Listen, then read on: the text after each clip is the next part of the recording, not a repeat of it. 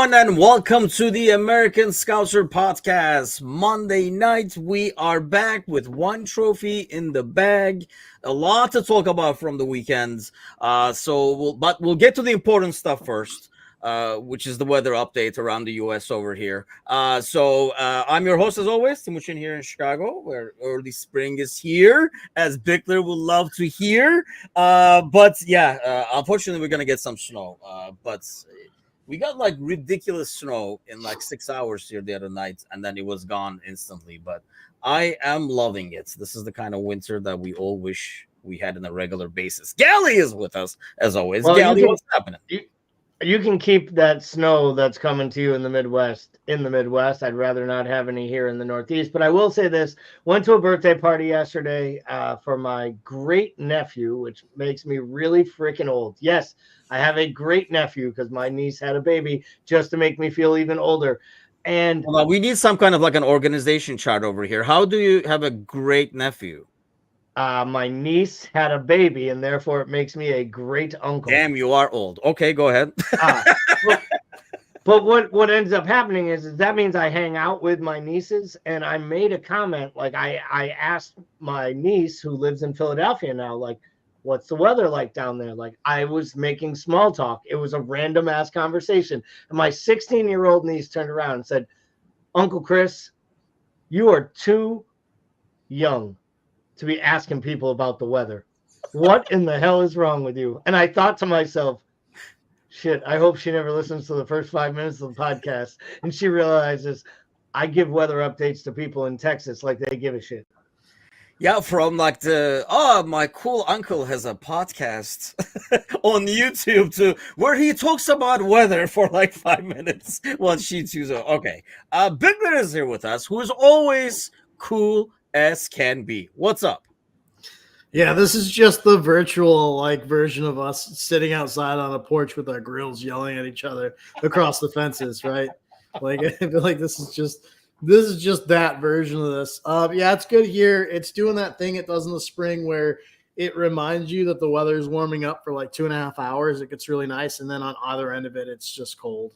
So we're getting a little bit of a tease for warmer weather. It's coming, and we'll be all excited about that for like 5 minutes until there's an explosion of pollen and then everybody's sick. Yeah, not looking forward to that crap actually. But hey, I can't complain. It is what it is. But you know what is trivia over here. Let's start with that before we get to all the trophy talk and all that kind of stuff. So this is regarding trophies. So BJ has given up on you guys. Actually, I think Bickler nailed it the other day, but he did make it slightly easier. It's almost like multiple choice-ish. I'm going to give you guys 5 teams. Which one of them, and all these 5 teams are currently in the Premier League, which one of them has won the League Cup at least once?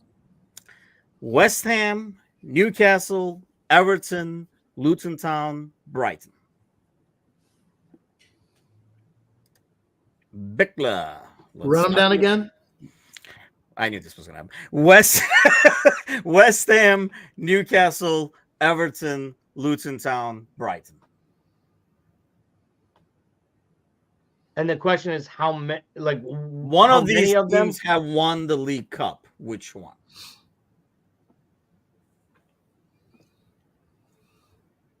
I'll go West Ham. I don't think it's right. Gally. I saw there was an answer came in the chat. I'm not going to guess that. Kazi said Luton Town. He's probably right because he's from England and would probably know better than me. I'm going to say it was Newcastle because I thought that was the one trophy they won years and years ago. Kazi is correct, off by a year, actually. 87-88 season. Luton Town won it. Brighton has never made it to a final. The other guys, West Ham, Newcastle, and Everton, have lost 2 cup finals each. Okay, let's do a rebound. You know, this is our chance for you guys. When you started asking that question, I thought for sure one of the answers was going to be Birmingham, and I was going to nail it. just waiting for it, but it never came. Okay, here's a chance to bounce back. It's not multiple choice this time, but which club has the most losses in League Cup finals? You guys might have actually, this was on the broadcast, so I did catch this on the broadcast, but obviously BJ has it written out and spelled out for me over here. I would just assume, I'm going to guess Chelsea, but I don't know that for a fact. I mean, Chelsea. Yeah, I would. They've lost guess 2 now Chelsea in the as last well. couple of years. I would guess Chelsea as well because I remember like 3 of them. Yeah, well, they're like playing really hard to catch up. Arsenal is leading the gang with 6. And then Tottenham, obviously, would be another like easy guess for like, not winning anything and losing in the final. They have 5, and now Chelsea has 5. Moving on up in the world, but Arsenal does have 6. Give Chelsea another couple of years. I'm sure they'll catch and beat them at most. So obviously a huge game yesterday. We did talk a lot about it in the post-match and some this morning as well. But I know we were talking about it in in the Discord channel as well, which I will shoot the link because I know we keep talking about it. And I know this morning I shared it and a couple of people just hopped on because they had not seen the invite before. I'm throwing that in the comments as we speak. But Bickler, you mentioned it as well because Klopp said in his post-match conference that, and obviously that was when the feelings are fresh and he's in the high of the moment and stuff, that this was probably his like biggest, like the most important trophy win. I can't remember the exact verbiage he used, but I know you said this is probably the best coaching or managerial job he's done winning a trophy.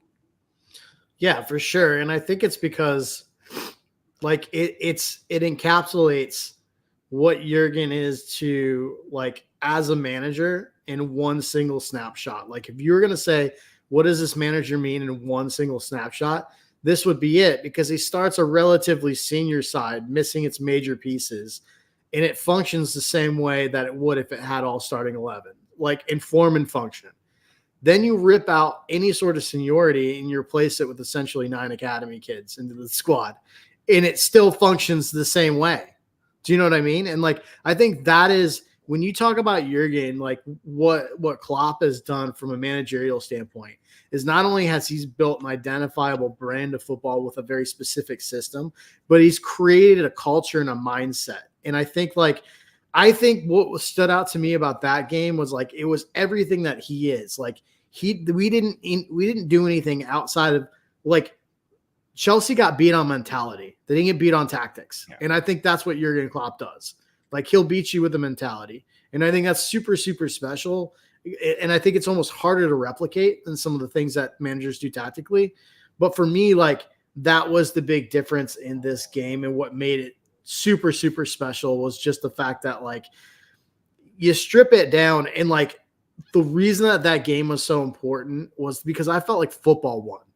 Like I felt like it meant that like you can't put out a side with like you can't put $1 billion squad out and just run a team off the pitch. Like I think it proved that like sometimes mentality and like uniformity in 100% buy-in for one goal for one team can beat a collection of superstars.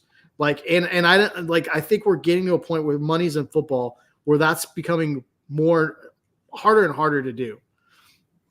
Yeah, I think the fact that it is Chelsea, I think, right? It gives that feeling. If it's like Chelsea or City or something like that, I think if you did it against, I mean, mind you, every freaking Premier League club has big time money rolling on, but especially in the Chelsea example, yeah, I agree. It just showed that, system and the drive and everything like that is a lot more important than just making like an NBA all-star team and just getting like a bunch of people paying a lot of money and like trotting them out there.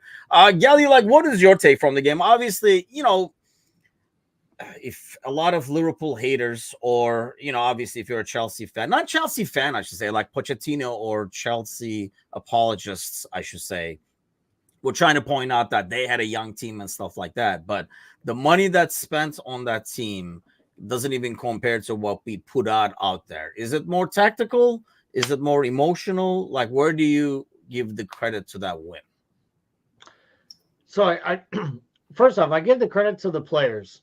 And I think I think in all of this, from Kazi's comments to Paul's sentiments to Klopp's amazing performance, I think somewhat's getting lost here is that a bunch of players who are not all first teamers, some are on the fringe of the first team, some are fighting for first team spots, Gakpo, Endo, guys that have, put themselves out there, even Bradley recently, right? Like guys that are trying to say, hey, I belong in this first 11. They put in really great performances, including a keeper who once again in a big moment showed up and showed he was ready for the big stage. That save in the first half on Nicholas Jackson is world class. That is the type of save that we revel over when Allison makes. And then we talk about it hours after the match about like, don't forget in the first half, what if his strong left arm doesn't keep that ball out? And because it also instilled the confidence. And I think that kind of started to, because that was against the run of play, right? And I think there were multiple times in that first half against the run of play, Chelsea had opportunities to creep into the match. We never allowed that to set in. And I think it was Kazi or someone talked earlier in the comments, because we had a lot of great comments coming in, and keep your comments coming through and we'll bring them up on screen throughout the show. It was all you heard about all week long was all the injuries. And then to lose Gravenberch and lose your only senior midfielder and literally bring in a fullback and move your backup right back to right wing, wearing 84 in a cup final. I think it just, and for them to not skip a beat and for the team to just gel and be like, we know what we have to do, and then get into the second half. And we'll talk about the bringing on of the kids and maybe some of the tactics and how Van Dijk led this side. But I just think this speaks so much to the players, to the makeup inside the dressing room, to everyone at the club, including the guys who recruit them, to the guys who do their homework with these young kids, like on the weekends to help them get through school. Everybody helped this one. And like this probably is like, this one felt like it was the most representation of the entire club. And I know it's the Mickey Mouse Cup, but I think it's going to mean an awful lot to these guys over the long run. It's just what a great day for the club. Yeah, I mean, I think it shows also, if anything else, you look at that, like the picture they were taking at the end with all these kids, and I think there's like 7 or 8 of them that came from the academy. And I think the biggest thing is, for these kids to perform as they are, obviously they have to be good players. They have to be special young people to be out there in terms of makeup, in terms of work ethic and all that kind of stuff. But I think it also helps to be growing up within that system and playing the way they've been playing. So when he's plugged into that spot, he's playing and he knows exactly where to be and stuff like that, because they're being thrown into a situation where I don't care what Klopp says, how hard he hugs you and all that kind of stuff, and who's standing next to you, Van Dijk and stuff. The nerves are going to be there. The nerves are there for like pro players who've been there before. So it's going to be them, but I think it still makes it a lot easier for them to cope. And just deal with that as opposed to also worry about where to be, what to do. I've never done this before and stuff like that. I think that speaks volumes. Not a lot of clubs can duplicate that because you need that consistency throughout your youth teams and stuff. But having said that, Bickler, at the same time, you look at it, and I don't know, we've probably all been in a similar situation where you look at Van Dijk and Endo and McAllister and those guys. You see these young guys coming in. I think it speaks volumes of the unity or how those practices go, because it's very easy to say, you got to be shitting me. Like, as these kids are going in, and normally that would be the reaction, but they just felt like, I mean, I guess that goes to Klopp's team building where it's just other players coming in, not necessarily kids. It does. And I think this is what happens when you have a squad with like 6 international captains, right? You get this sort of like, level of like mentorship. I don't know that you get normally. And I think, we considered that so big for like, like Milner and Hendo when they're in the squad, right? And now I think really that's kind of been passed down. And I think you're seeing a lot of that from Verge and Robbo right now, but like, as an academy, does it get any better than to see on live national television across the world? You're winning a major comp trophy and you have 9 academy kids taking a picture together with the trophy. Like, does it get better than that as an academy? Like, I don't like, for me, like I put that shit up above the door before you walk in the morning. You know what I mean? I don't know if it gets any better for a club at an academy level. I do think if I were Inglethorpe, I would have been literally. I might have, to steal a phrase from Kazi, like it didn't take Joe Gomez to score. If I'm Alex Inglethorpe, I might be stripping it naked and going right into the crowd when that photo comes out, because those are my kids. That's my academy. The kids I've groomed, I've brought up, I've coached, who are now prepared to do great things at the top level. And I mean, when you think about it, there's other players from the academy littered into this side as well. I mean, Kai Gordon didn't even make that bench. Like, this is insane what's happening. And you still have Doak on crutches, and you have other young talents coming through. And it's just so refreshing. And they come in and they just do the job, and they don't look overwhelmed. None of them looked deer in the headlights when they walked onto the pitch. You know, the Dan's kids out there doing step overs and trying to take on players. It's just outstanding. What a moment. And to think they got to show up today, celebrate a little bit, even have a couple probably pops of bubbly with their buddies, right? Had a little bit. And most of them are probably going to get a start in the FA Cup on Wednesday, which is even crazier. But I know we'll get to that later. We got more to talk about in this match. Yeah, I mean, that's the thing. I think that was impressive, and I think that's where the continuity comes from. Like, they didn't have the deer in headlights, so it's a lot easier to say, go out there and have fun, kid, do your thing, because the moment is already big enough. But then at least you're comfortable in your skin in terms of like what you're doing out there. But going back to Van Dijk again, we talked a lot in the beginning of the season with Hando gone and stuff like that. We're like, who should be captain? Who will be doing a good job and stuff. And I know, like, until now, Bickler, we always saw Van Dijk more of a leader in terms of, like, Hando was both, right? He was very vocal, but he would also lead by example and stuff like that. Same thing with Milner, but they were both very vocal on the pitch. We did not see that as much from Van Dijk normally, aside from like him constantly yelling at Robertson or something. But I felt like this was a game where he was like, he felt that he did have to this time. Maybe in the past he feels like, I don't have to tell Mo to get going. I don't have to tell, McAllister to get going. It almost seemed like a guy that knew he had to take charge on the pitch. Yeah, I feel like we've seen this for a while from him, and I feel like it's really sort of coincided with his form reemerging too. So maybe he needed that confidence to have that and get that back. But I feel like we've seen this for a while. Like, I feel like we've seen a number of like iconic like captain moments from him this year, starting with like, I think we had two, right? Like this final, obviously.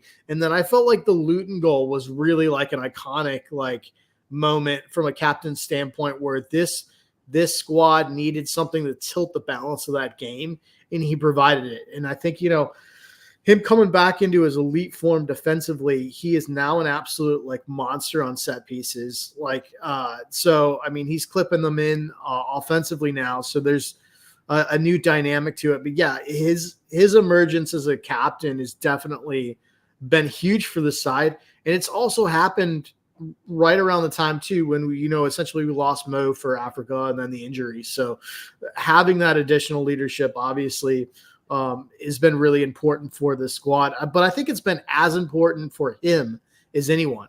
Like, I think I think that has given him almost some sort of like rudder as he's kind of climbed out of his funk and in this kind of like poor form that he's been in for the greater half of like almost a year.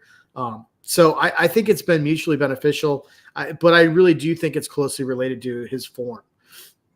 Yeah, that's hard to do as well. Like, from his position, it's a lot harder to do, I think, especially for like somebody not vocal to impact the game that much. I almost feel like as a striker, you can pressure the ball midfield, you put in a hard tackle and stuff like that, and can get everybody going. It feels like it's a lot easier than, what he's doing as a center back. And like, he's been extremely influential. Going back to obviously other influential Klopp. So he was talking, Gally, about, when you watch the game towards the end, we were not even winning yet. And there's like a shot of Klopp and he's just watching like, like a dad watching his kids out there. Like, there's like, you can see like the joy and the pride of seeing whatever you're seeing out there. I mean, is that because he's basically seeing these guys since they were freaking kids? because they grew up in the academy while he is there. That's why it almost feels like this trophy is like a great like cherry on top in some ways, this season's trophies, especially this one, because it's not only the stars, but it's like what else he's done as a club.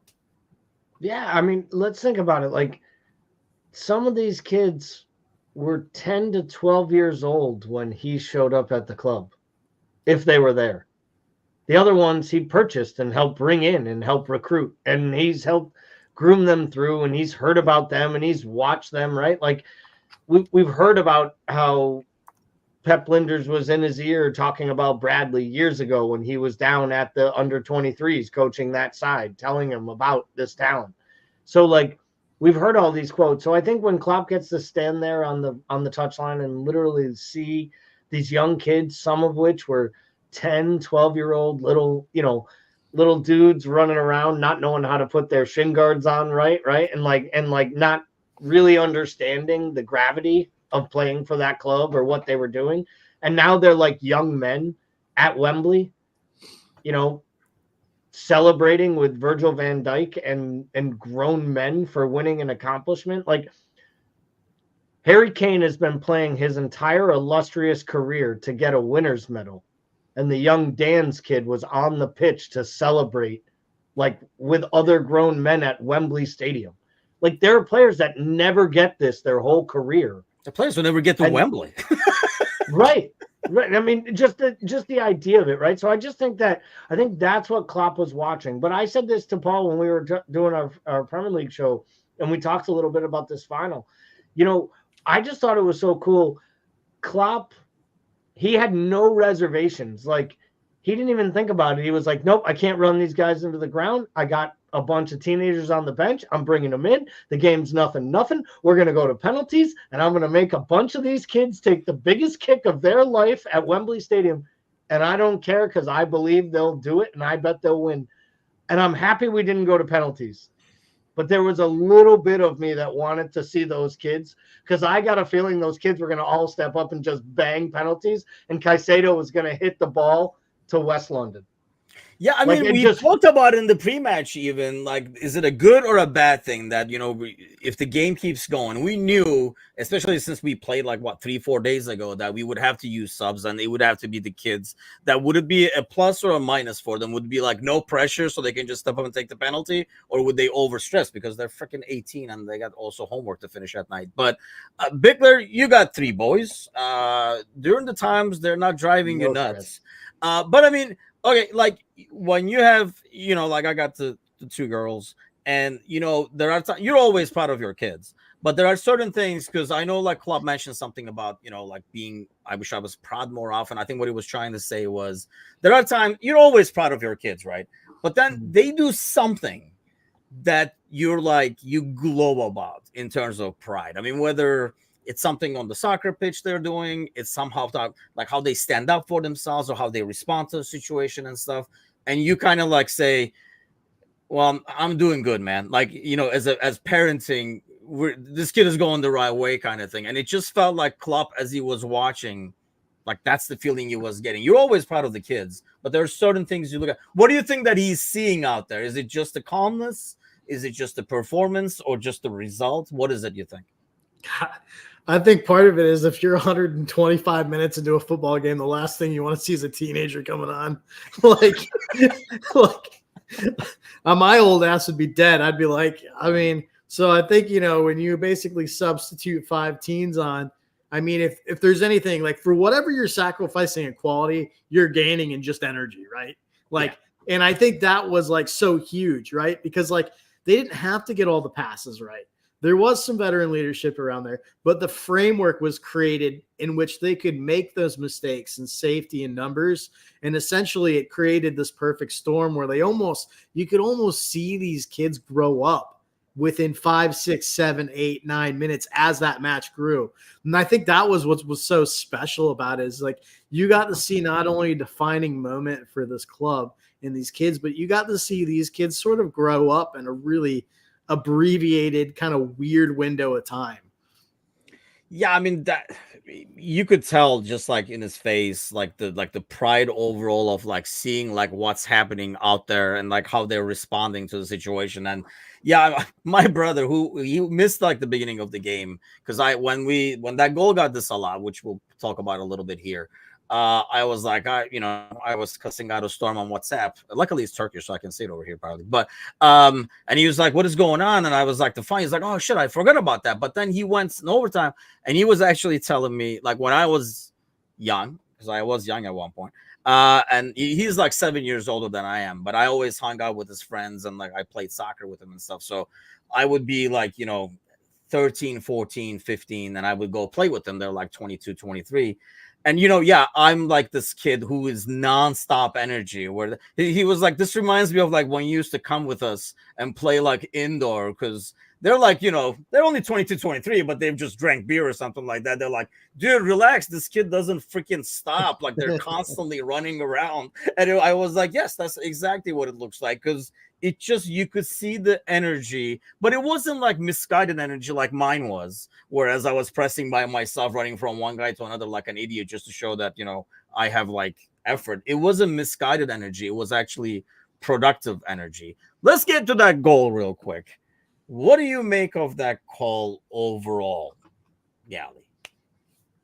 The disallowed goal. I'm sorry. I think it was horseshit. I think it was a terrible call. I'm still trying to get an understanding of it. I was with an official, a college official, and he was kind of confused. And then he read a thing and he's like, wait, if they're saying like Endo is in an offside position and then blocks the runner off, like they kind of muffed it twice on the broadcast. Because at one point they said it was because he was in an offside position, therefore the foul gets called. And then afterwards, they said it was just for the foul in the buildup. To me, I thought Mark Clattenburg got it right in one of his analysis. He has every right to the space. There's absolutely no reason for him to have to move in that situation. It is nowhere near enough contact to have a clear and obvious error chalk a goal off. And for that to happen in a cup final made it feel like the referee was looking for the easy way out. And I give Clattenburg credit for saying, and he's one of the people who's against VAR and has been since the beginning, because his point was it would stop officials from making the tough calls in live time. And I feel like in that case, Kavanaugh doesn't make that call, hoping VAR will bail him out. And then when they do, it's easy as soon as they tell him to go to the monitor. I think it was an absolutely terrible call. It makes no sense. And that's the thing, honestly. I mean, I was talking about it this morning to Mateusz. Ever since VAR, when the goal happens, before we run to snacks with the boys, we kind of wait for VAR. Stitch knows. He knows the VAR implementation. Leo is still not getting the hang of it. He's like, people are yelling on the screen. It must be kind of like a snack time kind of a deal. But I stopped because any of those balls, sometimes, the runner goes early and stuff like that. I did not see an offside. So we actually went to the snack bowl and I was passing out snacks and that's why I think of all people, I heard Goldbridge. I was listening to like his That's Football thing. He even said, Bickler, and this is, I think, a good way to look at it. If you're not seeing it, don't go looking for it. Because I don't think any Chelsea fan even looked at that 100%. And said, hey, there's a foul over there. Nobody looked at it. I guarantee you. You know why neither player actually made a play on the ball. Correct. Like, yeah. Colwell didn't even look interested in what was happening. Like there was no attempt to get anywhere near it. And that's my problem with it. I understand the rule. I understand the rule, but like the fact of the matter is it doesn't matter if he's coming from an offside position or not, because he's not purposely blocking the run of play. He's like, if you watch him, he doesn't get out of the way, but he doesn't hold Colwell back. Like and that's like what you said at the beginning is so true. Like I feel like with VAR, we're looking for ways to take goals out of games. And like A, that's not good for the sport. And B, like if you look at the history of any law that was ever created for football, it was like the spirit of those rules has gotten lost so much in our like obsession with making rules abstract, right? Yeah. And like for me, it's like how we've gotten this like offsides rule thing down to a line of millimeters, right? Where the original rule was just created so that an attacking player didn't have an unfair advantage, right? Yep. Like we completely lose that, and we're now down to like millimeters, right? Like I just think that like we're losing this game like a rule at a time as we try to kind of redefine all the and redraw these lines. And yeah, like for me, it's like that's the thing is like, why are we even looking at that? The player didn't like remonstrate. He wasn't asking for anything because he didn't expect anything. Like, and so like I just don't know. Like it to me, it's just crazy. It's crazy that we're actively looking for a way to make the game worse by taking goals out of it. And that's the thing, because like I say, even my brother who wouldn't want like Liverpool to score, he was like, dude, that was like 5 years ago. That was passive offside, and it wouldn't even like think about it. Right. He's like, I thought we were trying to increase the scoring, not like eliminate scoring. And it almost like they're going out of the way. And I know what Liverpool 12 man is saying. If you go by the rule, and then yes, he's in front of the guy, and he does kind of look at him, but it's not like he kind of like leans over that way. That's even a good block in basketball. But I mean, we see it just today in the game, in the West Ham game. How many times do you see where 3 people are lined up inside the box before the ball is even kicked? And some of them come back, some of them stay just to be able to set that screen or deceive and stuff like that. They never look at that. And I think that was the biggest thing for me, Gally, is the fact that they were like, you know what, this time let's look at this. I don't even know why they would go out of their way. I mean, I know Klopp had a lot of fine words to say afterwards, and he wasn't like, one way or the other. He felt like he wasn't, like Kavanaugh was really not up to his level of refereeing, was just not up to the level of the game on the pitch. Yeah, and I mean, listen, I've seen every referee in this league have really stinkers. I've seen a lot of bad refs have good matches. We watched Tierney a couple weeks back, and we were all wooing in Discord about how great he was handling the match and how well he was officiating it. So I think they have good days and bad days like anybody. I don't think yesterday was a good day for Chris Kavanaugh. He's not one of my favorite officials. I don't think he's the worst official. So, it could have been a lot worse, to be honest. I could think of 5, 6 off the top of my rip that I could rip off. That would be so much worse if they were in the match. So I thought that this was an example of exactly what you're talking about. They looked for an opportunity to chalk off the goal. That's what VAR was supposed to be the opposite of. VAR was supposed to be here to stop egregious mistakes and to stop like goals that were taken away when they were really onside. It wasn't supposed to be to find fouls in buildup. And if you keep rewatching enough tape, you will find something to tell you there was a problem. It got to the point where we were all sitting around the pub at first and we couldn't hear. And someone's like, wow, this is taking a while. But like they didn't bring up the VAR logo. Like, so you didn't really know it was a VAR decision. And I'm like, they must be. I actually said it joking. I'm like, they must be trying to find a reason why this goal won't stand. And then a guy goes, my buddy just texted, there's a VAR review going on. I'm like, are you fucking shitting me? Get the f out of here. What could this be? You watch it 3 times in live speed, you don't see anything. Yeah. And then afterwards, you're like, wait, are they calling a foul? He's not upset. What? He doesn't touch the. What? And I think that's what gets to me the most. I specifically freaking waited and watched the replay. Stitch is over there waiting. Leo is over there waiting. We're watching it. We're like, Stitch is like, dude, he's on. Let's go. And I'm like, yes, he's on. Let's go. And then we pass out the snacks, and you can't make him barf it out afterwards. It's bad mojo. Just creating trust issues with you and the dogs. But I will say, to Paul's point, and I don't disagree. We could rewrite the laws and get away from the millimeters. But yesterday we needed the millimeters because if it wasn't for the millimeters, we're down 1-0. So it was kind of a good thing we had the millimeters and the thin red line in the first half. Or we not only are behind 1-0, and I did say a few times, like, that match changes drastically if Liverpool conceded the first goal, which is why I thought Kelleher's save in the first half was so immense. We couldn't go down 1-0 in my opinion and come back and win that match. I think it would have been too much to ask with the bench and the injury to Gravenberch and all that stuff. I would have hated to see that. But how much worse would it have been if we had to go down 1-0 and it's Raheem Sterling celebrating? that would have been Yeah. 5 times worse. So it was never did I ever wait for someone. I almost envisioned it was like Sterling was almost like the dogs waiting for the end of the VAR review just to be let down to realize it wasn't a goal, and then his shoulders sunk and kind of strummed off. So yeah, it was those millimeters were needed yesterday.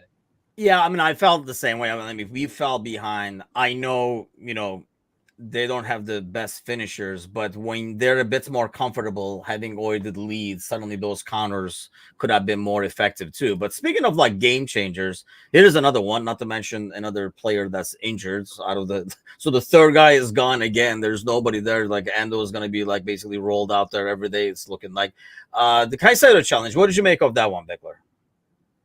I mean, like it's been called all year, Yeah, and it's been called all year. So like, I don't know how you go from being called all year to no card, like not even a yellow. I know that it's the contact's low, but I still think they've shown all year that if you're second, if you're second to the ball and you get any part of anybody studs facing, it's generally been a straight red all year. So, I mean, personally for me, based on the way it's been being called, I don't know why. I don't know how you don't get to a red there.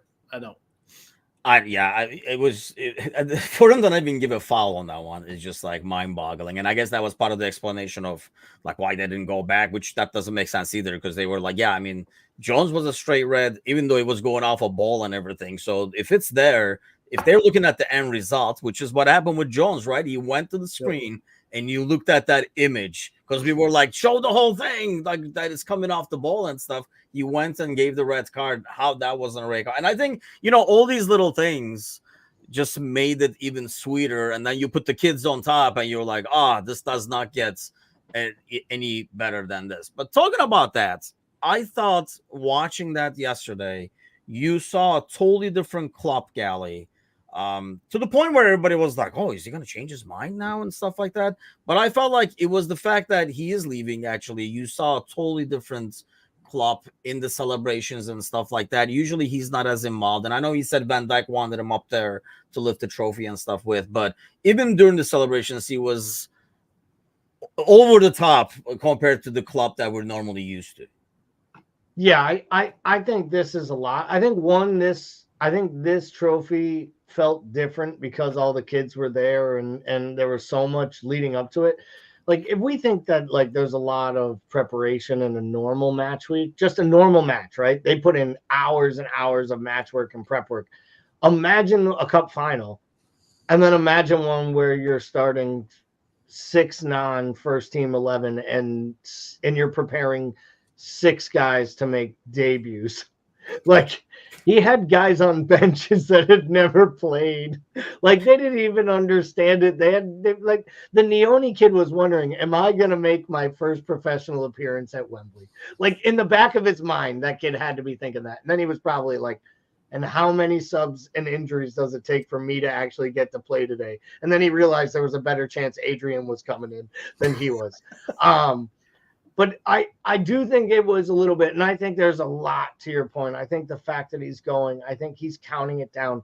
People at Dortmund remember that there was a different Jurgen Klopp after he announced he would be leaving Dortmund at the end of the season for those last 3 months of the year. He kind of lets his guard down. He becomes more emotionally connected to the crowd every match, which is why we're seeing more fist bumps. It's why we're seeing like honest quotes, and I know we've had some in some of our graphics that are being shared on social media where like when they asked him about the Arteta thing and he's like, I didn't create the fist pump, I don't really give a shit, and you can quote me on that. Like he's just swearing in press conferences, he's calling reporters idiots. He's like, that is kind of a stupid thing to ask. Like he's just ripping on people because he knows it's like anyone else. It would be like if me or Paul knew we had 3.5 months left at our current employer and never gonna have to deal with these fucking people again. It would be like the scene in Half Baked. It would be like F you, F you, F you, you're cool, F you, I'm out. Like, and that's what Klopp's doing. He's basically just giving it to the business. He's giving the business to everyone. And I think he's also giving it to all the people who called him too eccentric and too boisterous. Like, let us win this league. You will see a celebration like like you have never seen. He'll be throwing it in people's faces that he came here and won 2. I told you I'd win multiple Premier Leagues. I genuinely think it like this is the man deserves a victory lap as long as he wants to take it. And, you know, albeit for Jurgen to hold a good show. Yeah, it's funny actually because that's what even like as we were watching it like with Angie, I actually mentioned it to her. I mean, Bickler, you work retail, so you can kind of like probably relate to this. I mean, I ran, before I'm doing, like my own business thing. I was like in retail forever. I ran like a Menard store. It's very stressful, like not only the hours, but you're in charge of 200 people, and we were in the city and stuff like that. There's a lot going on, and it was very stressful. And towards the end, I hated it with a passion. Just like overall, just the stress levels and everything like that. I was like done with it. But there are a lot of enjoyable parts of the job. Like as a manager, like, the leader of men thing, you're in charge of 20 people, you're building careers, you hire this guy as part-time. Next thing you know, he's like a store manager over here making like 6 digits and stuff. So there's a lot of stuff. As I watched him, I was telling Angie, I'm like, hey, looks like once I knew I was leaving, like I was like going to leave in like a month and a half, exactly what Gal was saying. I was going to be leaving. So I didn't even put in my 2 weeks yet, but up here, as Kramer would say, I'm already gone. And I knew like I was going to leave. And I really started to enjoy the enjoyable parts a lot more. It feels like when the stress is there, even those little moments that you would enjoy, you kind of like, being in charge on the responsibility, you're thinking of the next obstacle and stuff like that. And maybe you don't stop and enjoy. Like if I went back now, I would enjoy certain things a lot more because I realized their value afterwards. To me, because everybody was getting excited that like, hey, maybe if he has this much fun, he'll stay. But I think he's having this much fun because he's leaving. Oh, for sure. And I think for anyone who lives their job, right? Like you really live your job. You're so tied to your work stress and anxiety about your future. If you're not worried about your future, you can enjoy the present, right? And I think that's like essentially what we're seeing, right? Like he doesn't have to worry about what this looks like next year. He doesn't have to worry about like the conversation with Mo in the summer. He doesn't have to like those things. Like he is like going to get to spend time with his family. He's going to get to see his grandkids. He's going to get to do all the things that he wanted to do when he wanted to take a break. And, like, I think when you're not worried about that, you can step back and I think you get a different perspective of things too. So I think, like you get a more holistic view of it. And I think he's probably just really enjoying looking back at the journey, thinking about when he came and he was losing glasses because we were coming back against mighty Norwich. You know what I mean? Yeah. Like and where this side is now, like it's an incredible journey that he's taken all of us on. And I think I'm glad for him that he gets a moment to actually have perspective on it without being in it, right? Being in the fire. Yeah, that's actually like look at Bickler to putting that. That's I think excellently put. Like the feeling of like living it, because I know these guys are, because even in the peaceful moment, we do the game and afterwards, you're like, okay. I mean, you're constantly the next step. Any moments you have a meeting about the summer and stuff, which is what he was talking about when he decided he's like, yeah, I'm done with this shit. Time to quit and move on, kind of an ordeal. But yeah, it was really refreshing to see him. And as I saw him, I was like, I get it. I get it exactly. And it was the same feeling when I watched this interview. I was like, I get it, bro. I hear you, kind of thing. I was waiting for him to just literally go like right into the inner pocket and just pull out a cigarette and just light that shit right on the pitch. Because as soon as he got home, he fired up. He poured himself a big ass glass, walked outside, and lit up a cigarette. I mean, every picture of this guy on holiday, every time he's on a boat anywhere, dude's got a cigarette in his hand. Like, so you just have to imagine at some point he's just gonna be like, they've never gotten me in a Liverpool uniform, hat, training jumper. You've never had me firing down a marked medium like I was Mauricio Sarri on the edge of the pitch, But like at some point, this guy's just going to fire up, like have a big old glass of red wine, like a big cigarette or a cigar in one hand, and just sit there and like take it all in. And to Paul's point, he's got 8 years. Like if you think about what he took a side that had Ricky Lambert to one that won everything across Europe. Like Ali Sissoko. Like, you think of some of these players that he's had along the way, guys. Like, it's unreal to think like the heights that we've gotten to. So if we look back on it and revel in it, imagine what he's doing in the moment as he watches it literally start to like fade to black. And I think that's what's going to be really special and sad over the next 3 months. And I think we're going to see it in him too. Like, I think he's going to get emotionally, like, there's going to be a moment, in my opinion, where we have like a bad loss or a bad performance, and he seems petulant or is like frustrated or like, I don't want to say whiny, but I think that's how it'll come across, because I think he's going to be so disappointed because he just wants this to just, he wants this to end like a big renaissance. Like, he wants this to end like a never-ending story, because I think in his mind that's what it is.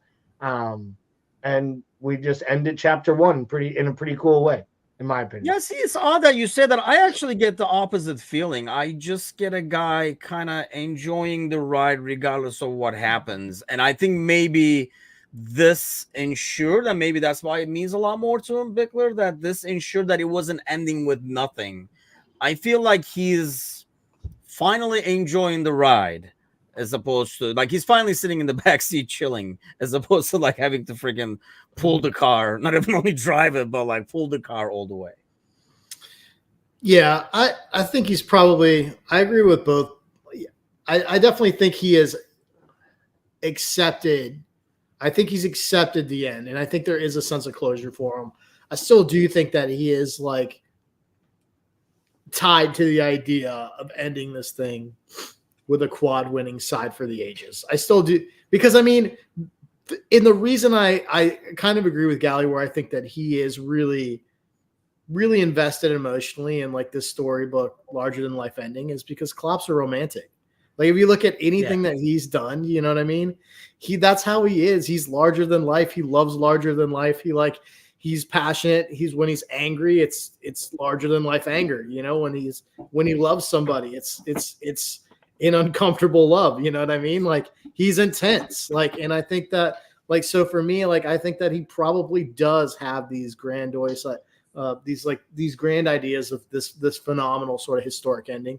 And I think, you know, it just may be crazy enough to happen, man. This side, like, we've seen some wins this year where, you know, he just feels a little bit of that old magic from the year we won it, where like just everything, you got to get some luck, man. You know, no matter how good your side is, you got to have some luck. And we've had the rub of it a couple times, right? Like, we had that awful Tottenham match where everyone's like, if we don't win, we're always going to point back to this match. And maybe we will. We've also had plenty of escapes when we've been far from our best. And you just kind of wonder if this team is deep enough and has enough motivation, because like, now there's young energy, there's young blood in, there's new blood in, and they're ticking. And like, I think they've got to feel like a real investment in sending him out on a high.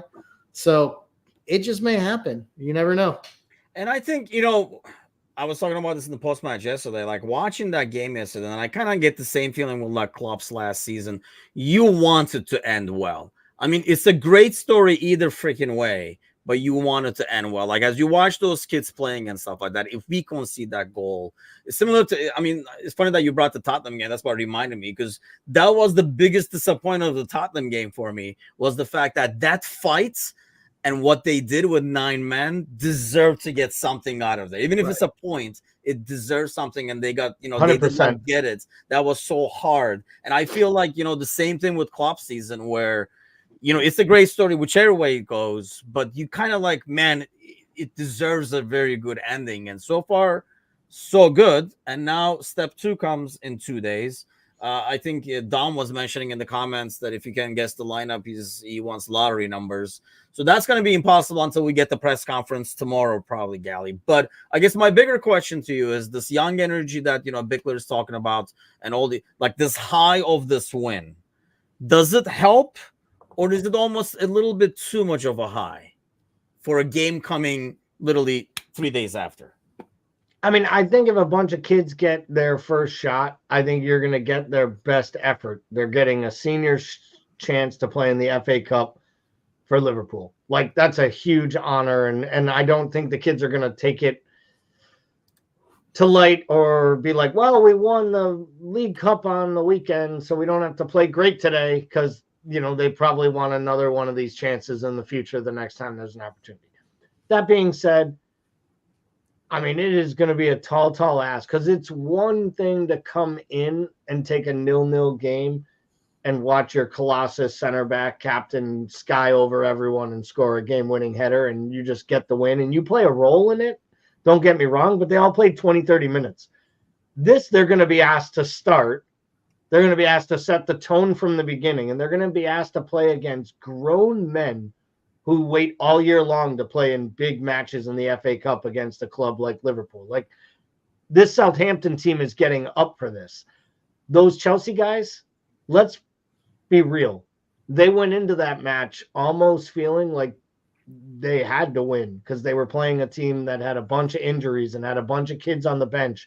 So in some ways it was I'll steal Gary Neville's line, right? It was the $1 billion bottlers against Jurgen's kids, right? Klopp's kids versus the $1 billion bottlers. Well, on the other hand, this isn't that.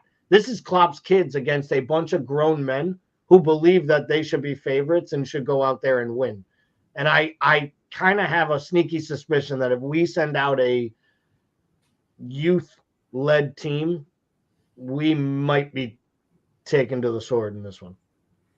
And that's the thing, because I mean, obviously it's impossible to predict a lot, but I think we can all assume, like, you're not going to see Endo, who was walking normal, at least finally. I think that was more like precautionary, leaving the stadium with a boot, but he was just walking around today. But you could see the celebrations. He was hobbling, and you don't want somebody hobbling throughout the day, so they slapped a boot on him, is what it looked like. But I mean, you probably will not see Van Dijk, and you're not going to. How much do you want to risk, I guess, Bickler?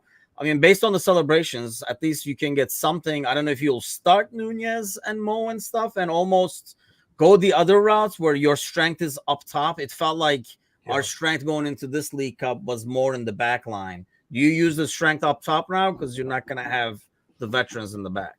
I probably would. I mean, but I've always been more in favor of putting out a strong lineup and trying to kill it in the first half than chasing it in the second half. But, like, I mean, then you get locked into, like, what happens if, you put them all out there and then it's 0-0 at halftime. How long do you run them? Like, and then, like, who do you – like, so it is – I see both sides of the coin. Personally, I would start strong with a stronger front three in this one. I would try to clip in a few early ones and then see if you can bleed those guys out. How about you, Gally? Because I mean, normally I think we're all have in the past said, instead of like keeping the troops, behind the hill, just like get them out there and then you can just like take them off and rest them. But in some ways, do you want to risk? I mean, it really depends on how ready these guys are, I guess, right? Because we don't know, like, if they could have only given you 60 minutes, you didn't want to take the chance. Because I feel like you still don't want to. It's not the lead. This is not a final. There's still a lot to go in this FA Cup. And I maybe personally, if we had to give up on one of the three, this would be the one I would give up on and not risk a Mo Salah injury that's going to push him back another 3 weeks or something. I guess that's my thing, is if Mo and Nunez weren't healthy enough to even make the bench yesterday, right? Then how? Which means they can't even give you 30, right? So if they can't give you 30 on Sunday, I don't think they should be playing in the FA Cup when you have Forest on the weekend and City the following week. And then the Europa League starting next week as well. Like, I just think, like, if you have to, there comes a point, in the year where we went for the 4, right? There came a point where something special's got to happen eventually with, like, a really weakened side. And you always got to have one of those big games. Remember the year we sent the kids down to play in the FA Cup game against Arsenal? It was the 5-5 crazy ass draw. And then we had the other time where we sent all the kids, World Cup, and Villa beat us like 105-0. I think Grealish is still dancing on some 8-year-old kid. He was literally like standing over kids. I was like, dude, Jackie, act like you've been there before. But no, I just don't think you can just throw it all. And I think the fact that Mo and Nunez couldn't even make the bench makes me question whether or not they're viable. Diaz and Elliott both played 120 minutes. How much can they be asked to play? Yeah. Like, I don't want either of them starting. and we're already down Gravenberch, and Jones isn't going to be back already. So, I maybe McAllister goes out there, but again, he played the whole time. Like, I think you start almost a youth side. Kwanzaa, Gomez, Bradley, Simicast, Kelleher. I think the strength is you hope that you play the best defense you have. You play the best defense and you try to win it. Dom is rolling for the lottery numbers himself. The people in there that, I don't think you can play Elliott after, the shift he put in. I don't think you can play Diaz again. He could barely walk. I mean, I put Diaz and Endo and Van Dijk and probably Elliott in the same category. But I do agree with, I think it was Shelton saying it earlier, that, maybe use these guys to give you 20, 30 at the end, regardless of the score. It's kind of like what he did in the cup final, Bickler. I mean, regardless of the score, those guys were tired. You needed fresh legs. So even if they were like 10 years old, 15 years old, 20 years old, they were going to go in. Maybe you do it where you put them on the bench and they go in the 70th minute, regardless of what happens. So they're ready to go against Forest, because clearly it's the more important game. Yeah, I think you're going to see Salah and Nunez available. I think they were not. I mean, I think it's pretty common that we see players not put on the bench because they don't trust Klopp not to use them type deal, right? Like, I think we've seen that a lot. Like, a lot of times we save Klopp from himself, I feel like, in that regard. So he would have brought Mo on for Gravenberch. So let's not kid ourselves. 100%. If Mo's on the bench, Mo's 100%. Coming on for Gravenberch, just like he did in the Luton game or in the Brentford game, and then got hurt. You can see it happen, like when he went down. I'm sure Pep just did that Mr. Burns look and was just like, see, this is why we I think that's this is really tricky. That's why I'm not even going to ask you guys for a lineup or anything like that, but it is tradition. We had to do some kind of predictions on the way out over here. Do you think we find a way? This team seems to be finding a way, Gally. Do you think we find a way to advance to the next rounds? And this is probably why this draw is as good as it can be, because you have the Anfield factor as well. I'm going to say we get the victory somehow, hook or by crook. There's some special mood, juju happening there. I'll say it's a kid's special, and I'll give you a score. I'll say it's 2-1, and the Dan's kid gets himself on the score sheet with the winner. Just because I really want to see that hair bouncing around in front of the cop. I just think it will be outstanding because that kid looks like he's a live wire. They look like they love him, and he scored a ton of goals on the under-23 team.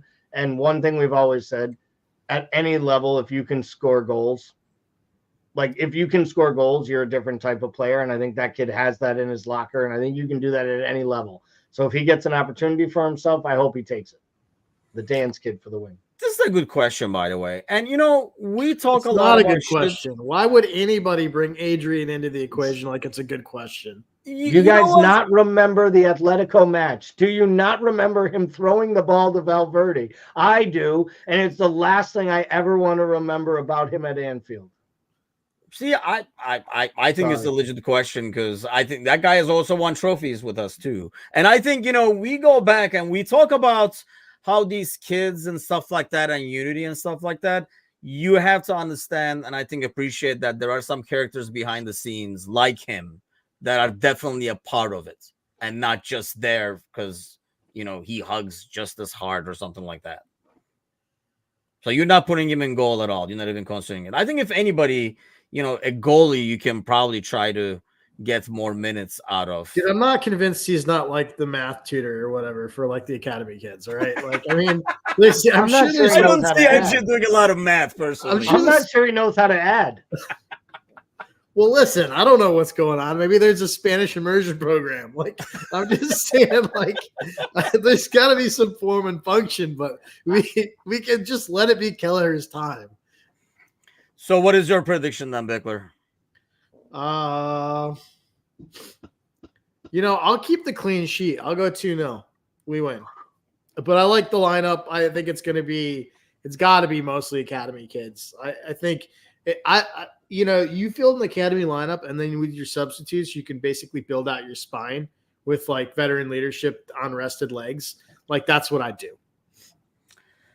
I like the 2-1. You know what? What the hell? I'm not going to do the Tim Wichin special. Let's go with the 2-1. And I think we bring the troops in and kind of like close out the game that way. Like the kids keep it close. And then the troops come in like Mo and Nunez and stuff like that. And I don't know if they would be coming to change the game at that point or just like add on to it and run away with it. But I don't know. You look at that, like the back four that, Dom made.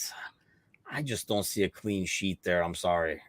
Just because not in terms of individuals, but just mainly because of like playing together. Like who is going to lead that back line? You're gonna have Gomez basically in that back line, and I don't know if I love Gomez. I'm his probably biggest defender, but I just don't know if he's cut for that role. I'd be more worried about the midfield than the back line. I was just gonna say my bigger fear there of why the back line is probably in trouble is I can't tell you who's gonna play in the midfield outside of McConnell. Right. And the fact that I don't even know the names, and that is kind of scary in itself. And it isn't always what's going to help Gomez, right? If he's literally got Tsimikas on the left of him. And I'm not sure that helps any center back. I don't know who that helps, but I don't think that helps any center back when he is there as your left back. And I do think that is your back line, but at least the senior players that we are playing, one of which wears number 84 and the other wears number 78, at least those senior players are in the defensive end of the pitch. You guys think we see Mac at the 6 just to kind of babysit the midfield? Dude, that guy's got to be dead. I don't know how. I know he came out, 80? Do you think they wheel him out for the start of the game? Like he doesn't have to. If anybody is wheeling out, it's being Ando. Like listen, dude, here's the deal, Mac. You don't have to stand during warm-ups. You can sit in the chair, and we'll just wheel you out there. He came out in the 87th minute along with Jackpost. Like they all played the whole damn match. Klopp was like, "Well, we're gonna see what we can do." They just kept rolling subs in. He's like, "Well, I used all 6 of my subs." They're like, "No." I mean, yeah, you did.